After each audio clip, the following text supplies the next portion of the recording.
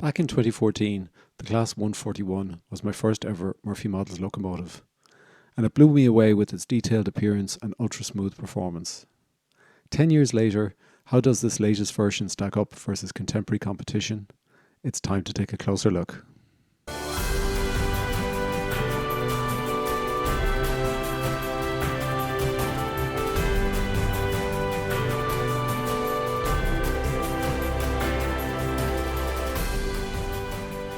Hi, thanks for joining today's review.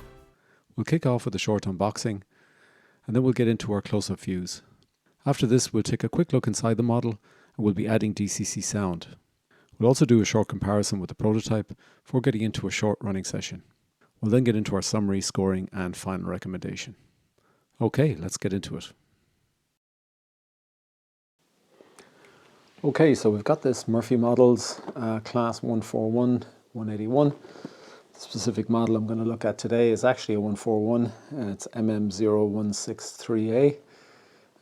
So that is actually a model I previously had, and I do have a number of these 141s and 181s, so we'll be doing a comparison later on. But for now, we're just going to take the brand new version out of the box that comes in this new box, which is the kind of Murphy Models standard box, which is nice to see. It's a kind of an upgrade, I guess, on the Backman box. So here we've got her. Again, it's the same packaging style, I guess. So I'm going to take this out because it just makes it a bit easier. And we'll also see what else we get in the box. So we just get, this is pretty well the standard sheet that we got before. And there's a single lighting control, which is the same as we had before.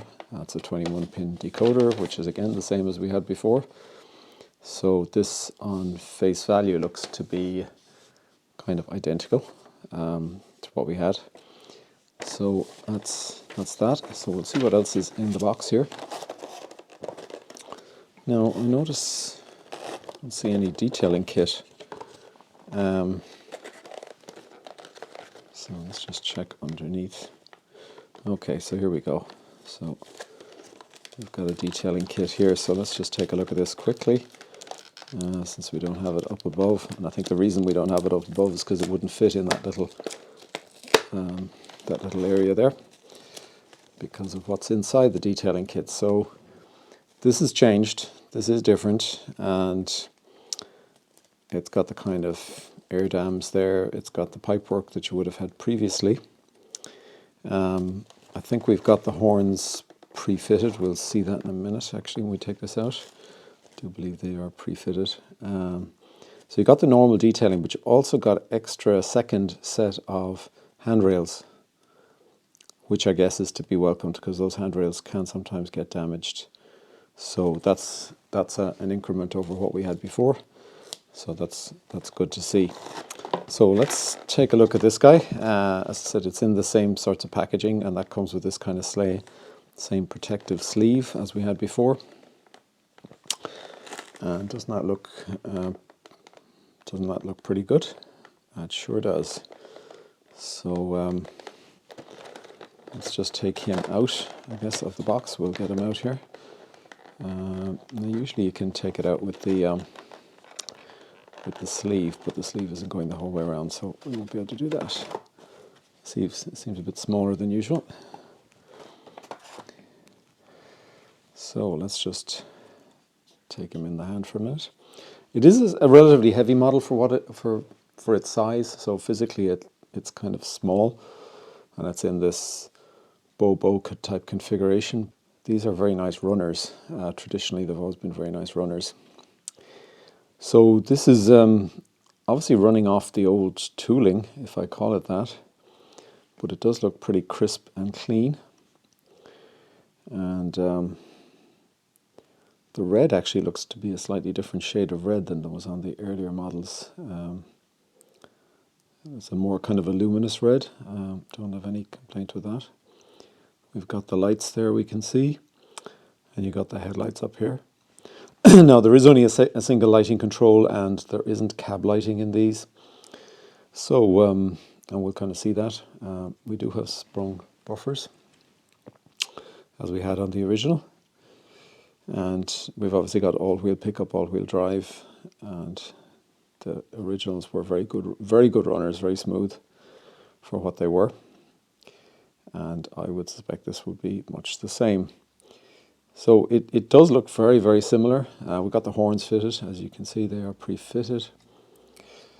And we've got, I'll just take this guy out just so we can get a better look at the body. It is good to get that protection. And so it is really, it's nice, it's crisp. The venting there looks really good. The livery is crisp. The door surrounds, or the windows, I should say, are very good. The frames on them, the kind of metallic looking frame. They're clear. The glazing looks clear at the front there. And you've got these wipers, as you can see, which are kind of in the outside position. Separately fitted. I've got a grab rail at the front there. So it looks the part. It looks the same as its predecessor, but it's been rendered very well. So I guess to the same degree of quality as its predecessor. So that's good to see. So that's kind of the starting point, I guess. When we look at this, let me just take this guy out as well. Just be careful not to damage the little railings there, though we do have spares, which is good. I guess one of the challenging parts with these particular locomotives, and if you haven't owned one of these, it's the actual body removal to add the DCC decoder. There's no little hatch on the roof or anything like that that's going to open up to let you do that, which is a pity. That probably was the way to do it. You've got to go and take the body off, basically, and we'll see it here. Carefully remove the thing, decoder, turn it down. Let's go to body removal, so you can see it there. That's what it talks about doing, and so that's kind of just a little bit more challenging than it might otherwise want to be. You tend to have to take off the handrails first, then you take off the centerpiece of the body here, and that gives you access then to the DCC socket to add, and there's a speaker mounting plate. So we'll take a photograph of that when we'll put in a DCC sound decoder into this, and we will run it with that. So we'll get to see that when the body's taken off. So just look at the rest of these. The bogies on these were very nicely detailed, as you can kind of see. So I've always been kind of pleased with that level of detail. And there is a lot of kind of separately fitted grab rails. You can see the grab rails there to climb up onto the roof. So they're separately fitted. So it's a nice rendering. There's no doubt about that. And you can see there's a nice vent area there, and some levels of roof detail, and the horns. So overall, I do like the look of the model. It pretty well looks to be very close to its original. So it's going to be interesting to see how it runs on the track. I guess that's going to be important. And to see, is it equivalent to its predecessor? Its predecessor was very good. And so hopefully this is very good as well. Okay, so let's get into our close-up view. So we're going to start off with a comparison view of the cab areas. And there's two things I want to highlight here. Is look at the windows there, the window frames, and you can see the difference between the older version on the right hand side and the newer version on the left, and also that vent area there where you've got a different pattern on that. We'll look at those again, but just to highlight those. Overall, the model is pretty well identical apart from those items. There's one other item I'm going to call out later on. It's to a very high standard, I think. The paintwork is very good. Those railings are really good. The underbody bogie details are excellent and very in line with the prototype. And pretty well the rest of the model is in great shape, and we'll do a comparison view in a little while with the prototype. But overall, a very nice model, but there are those two issues, and those windows, again, you can see them on this end, again, wouldn't be in line, that window frame wouldn't be in line with the prototype and is different from the older version. So here we get a look at the front as well, and I guess the two main issues I have from the front is those headlights, the high beam headlights.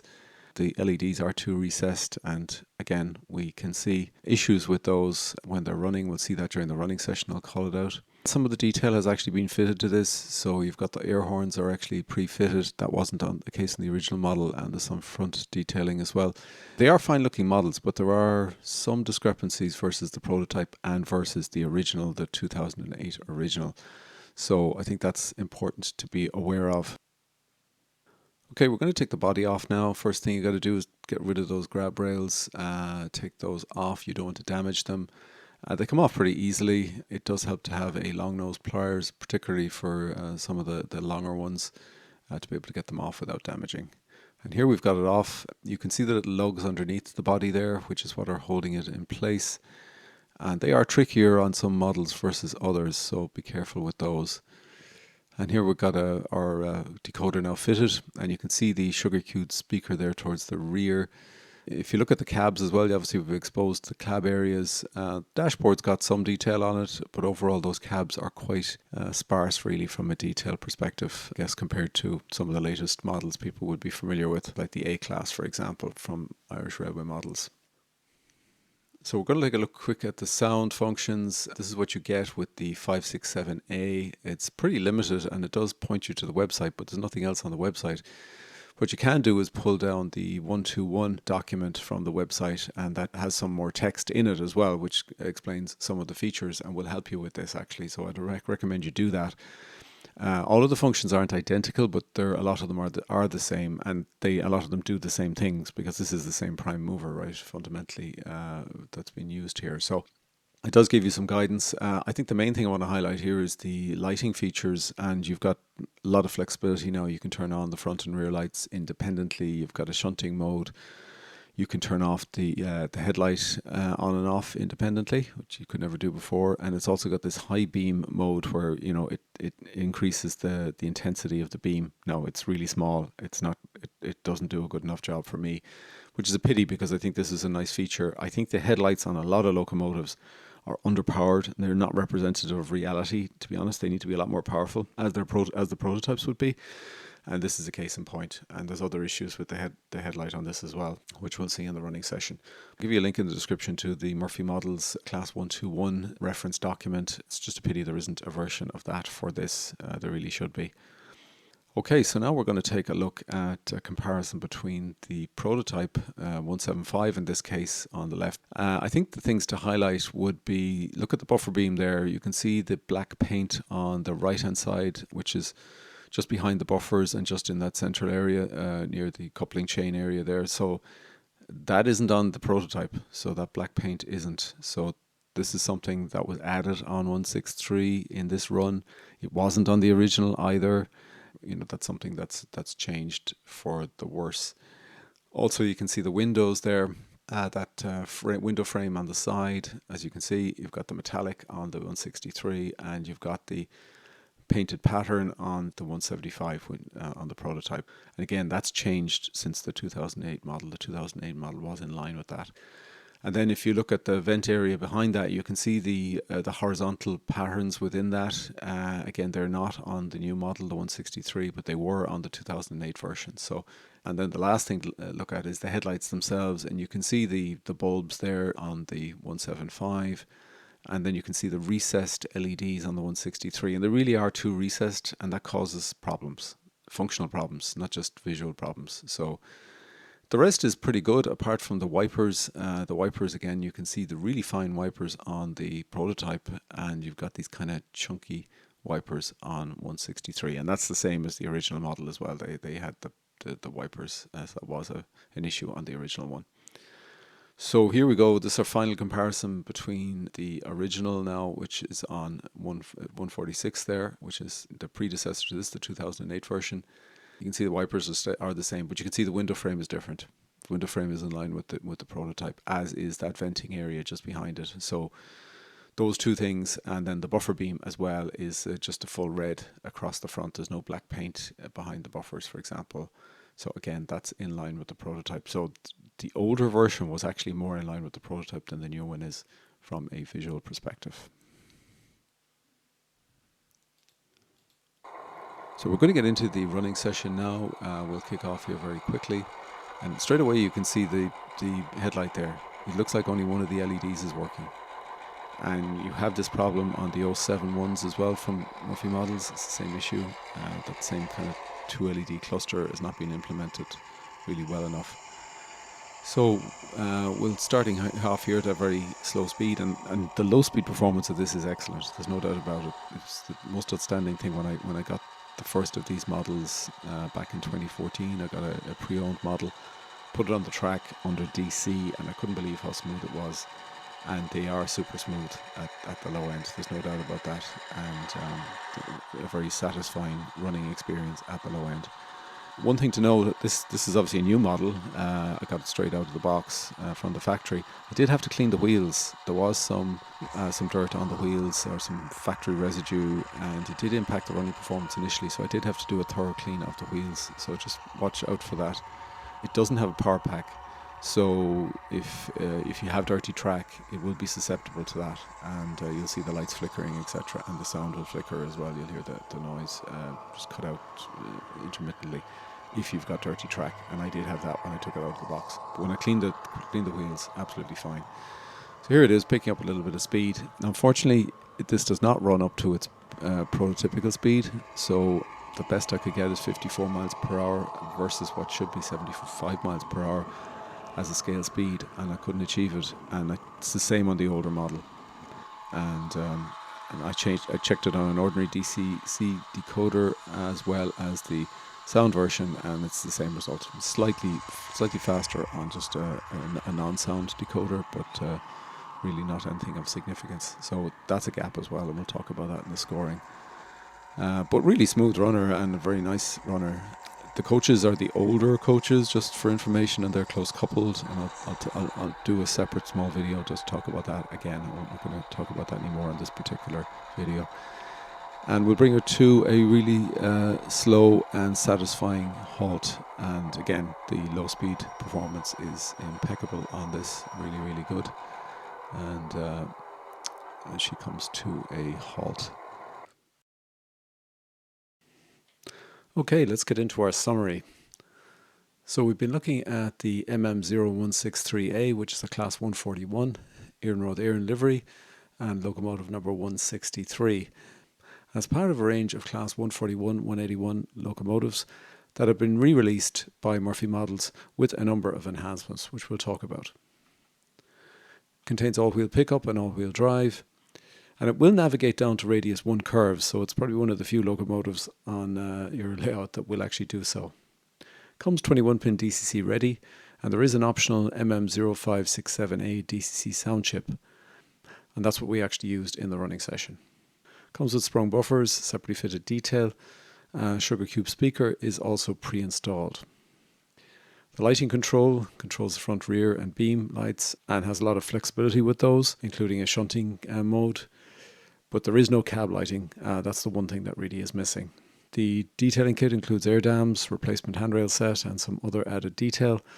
And the top scale speed that I could test was 54 miles per hour at 100% power, drawing 150 milliamps for the maximum peak current for the locomotive on its own. Now, that speed is actually lower than the prototypical speed, which would be in the region of 75 miles per hour. So this is a disappointing aspect with this model. It cannot achieve its prototypical speed.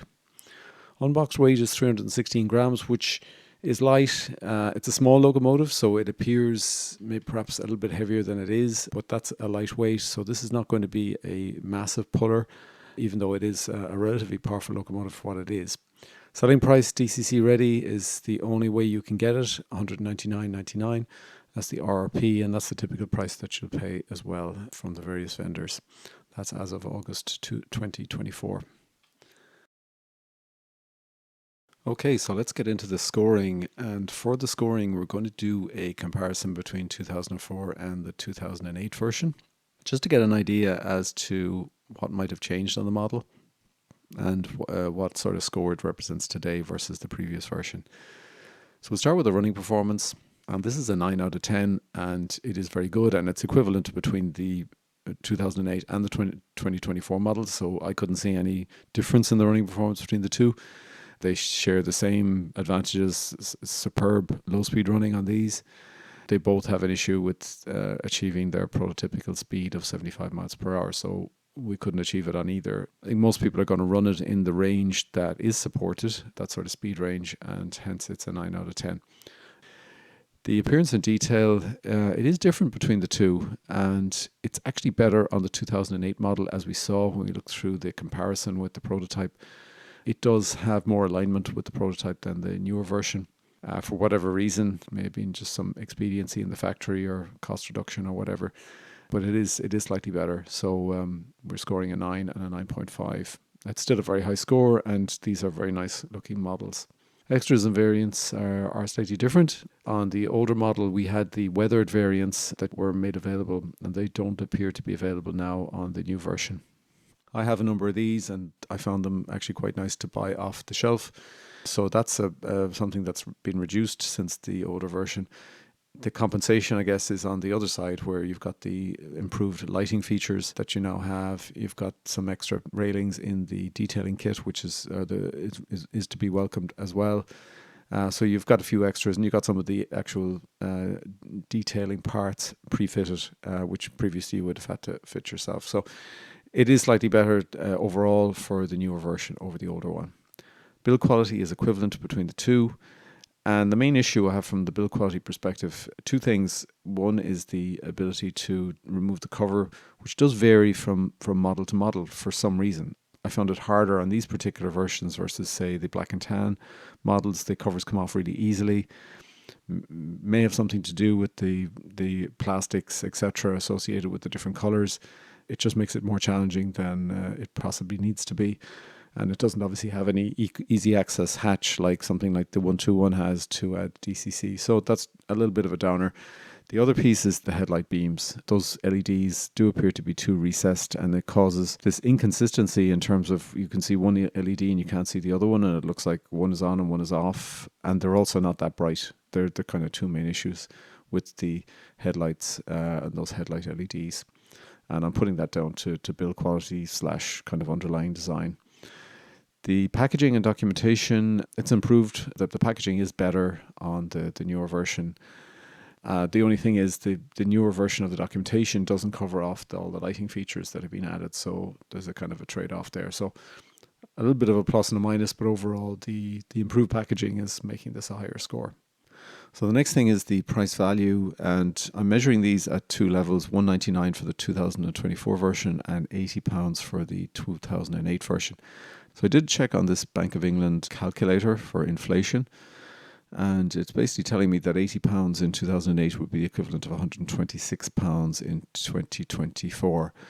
So the price going to $199 obviously is significantly increased over that, and that's obviously because of things like the costs in China have gone up significantly, and things like the transport costs have gone up. It was definitely better value, the older version, so I'm scoring that as an 8 out of 10 and the newer one as a 6 out of 10. I think you have to put that new price into the context. Two kind of elements of context. One is that's more expensive than an Accurascale Class 66, for example, which is a significantly larger and more detailed model. However, you also have the premium aspect of Irish models that you're always going to have to pay. They're shorter runs, manufacturing runs, so you're always going to have to pay a premium for them. So they're the kind of two ends of that scale. So the overall scoring is very equivalent. If you take the price value piece out, they're effectively the same model. Slight differences, pluses and minuses. One probably having better on the appearance side, the other having better lighting features, for example. So there are differences. And overall, because of the value aspect, you were doing better off in 2008 than you are doing today. And the other point, I guess, to make is if you were to have scored this in 2008, that 8.9 score would be very, very high compared to other models that are out there at that time. In 2024, that's not the case. And, we've been doing some recent reviews of models on this channel, which have been in excess of, a 9.0 score. The game has moved on, and this model would not be at the top tier anymore, whereas it would have been in 2008. It would have been like one of the premium models you could get, whereas today that really wouldn't be the case. It has been surpassed by models from Accurascale themselves, from people like Cavalex, etc., and even Hornby. So it's not quite the premium model it once was, I guess, is the message. Still a very nice model and a very desirable model for, I think, an Irish modeler.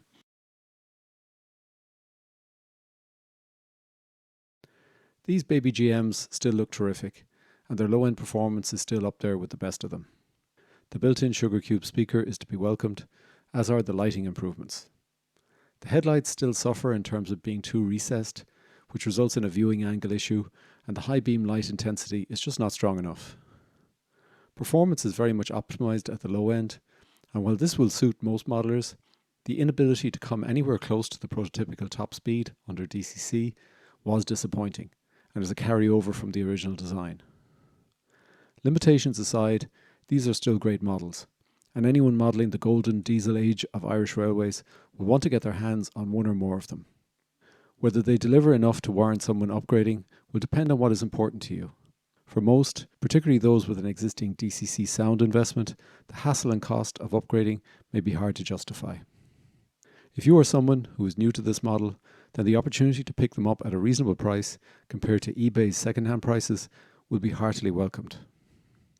While no longer the state-of-the-art they were when first introduced, these updated Class 141-181s from Murphy Models still come highly recommended, and they open up this class to a whole new set of modelers who missed out on them first time round. So what are your thoughts on this respun Class 141-181 from Murphy Models? What other additional improvements would you like to have seen made to them, or are you happy with them as they are? Please let us know in the comments. I have a large backlog of reviews to complete over the coming 4 to 6 weeks, which I'll endeavour to get through, and look forward to talking to you again on those. Please hit a like if you found this video of interest. I'll hopefully see you soon on the next one. In the meantime, take care and happy modelling.